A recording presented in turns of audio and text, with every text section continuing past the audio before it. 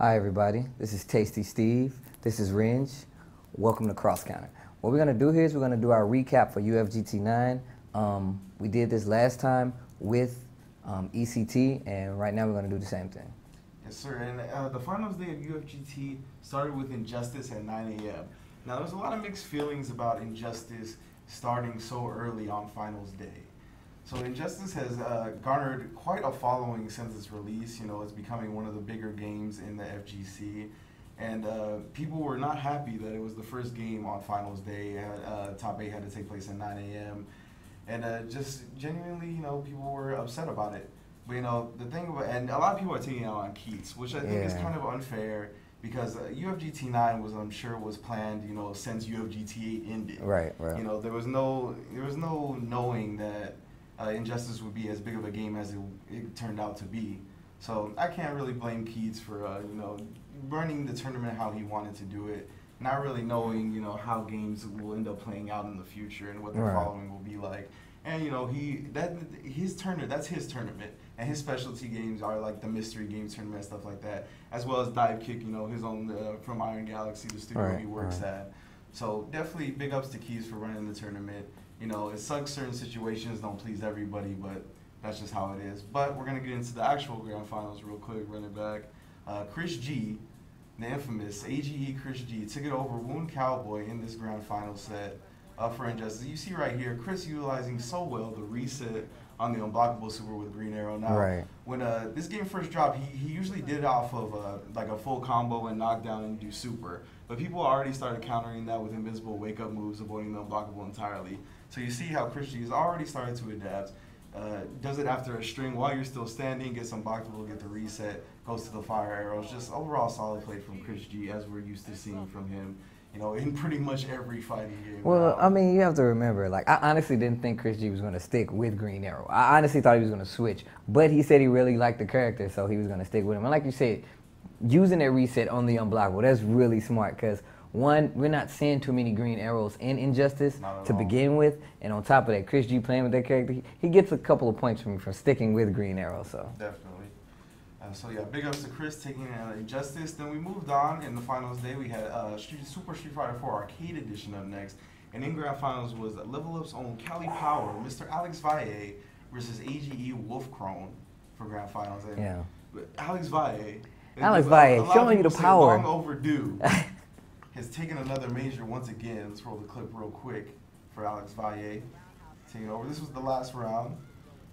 You see, Valle always known the crouch forward to avoid the burn kicks. He, in all honesty, rushed it down exactly like he said he would. Because if you've seen what he was doing to Wolfcrone, he honestly had him afraid. He got to the point where he wasn't even anti-airing his jump-ins at a certain time. He had him so afraid it was ridiculous. So he definitely deserves that. Shout out to Mr. Cali Power, Alex Valle, level up. You know what I'm saying? It's always fun to see Valle win because you can tell, you know, he means it. Truly one of his most passionate things in his entire life. So big ups to Valle. Said the win was for the FGC. Appreciated immensely. Big ups to Mr. Cali Power. And then after Street Fighter, we had Divekick, like we said, from Keats' own Iron Galaxy Studios. Once again, in grand finals, we see none other than AGE Chris G. Infamous. Just a terror on every fighting game there is, period. But in grand finals, he did have to take on UFGT's own Sanchez. So let's roll that real quick. You know, it came down to Sanchez had a 3-round lead. We got one more left. And Chris, you just see some excellent play from Chris right here. You know, the headshot almost bringing it back. We got one headshot right here, slowing down the other competitor. Chris, with his back against the ropes, this is both losers bracket already, so Chris already reset it once. Oh, the double headshot. No meter. Oh.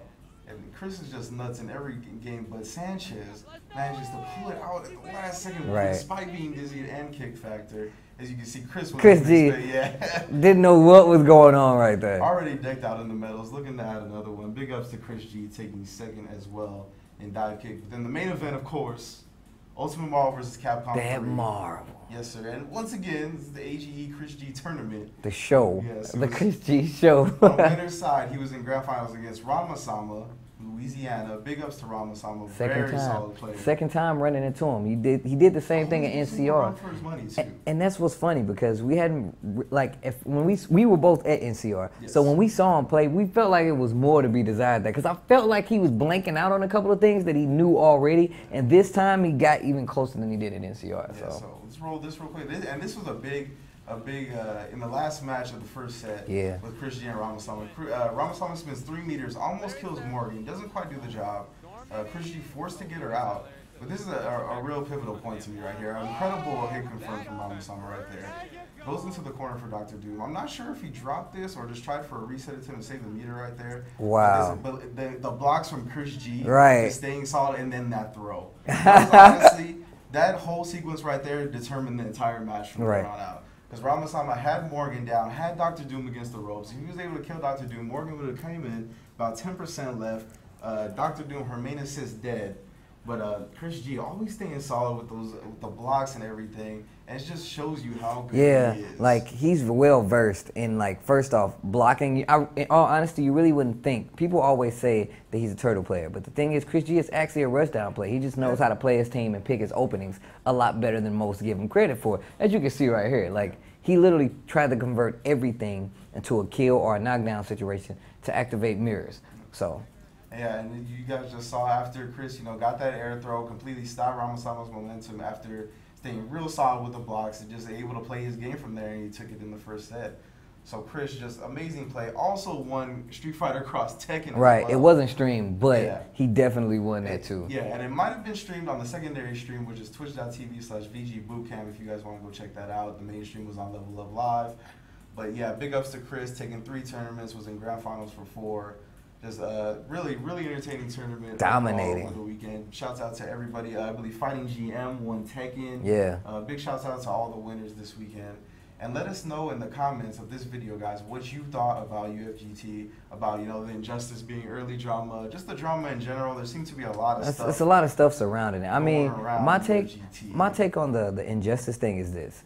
In all honesty, I know it's getting big in the FGC, but I can tell you right now, there's no point in getting upset about how early a game is run. There's no point. If someone has a specific timeline on which they want to do things, that's nobody's fault. You can't really change the order of things based off of how many players came out or how people feel, especially if you have an events run. Keats knows that, he's not ignorant to it. It's just the fact that he has a schedule and he wanted to keep it. That's all it really was.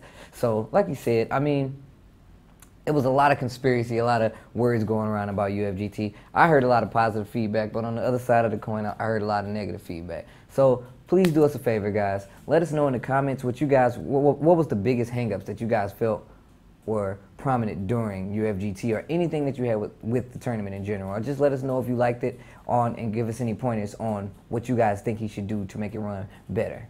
Yep, and that's going to be about it for this UFGT9 recap. Shout outs to Mondo, IE Battlegrounds, for handling the stream on Level Up Live this weekend. Shouts to Level Up. Shouts to Shinjin, Keys, obviously, the VG Bootcamp guys, everybody that put it down, all the tournament organizers, all the volunteers.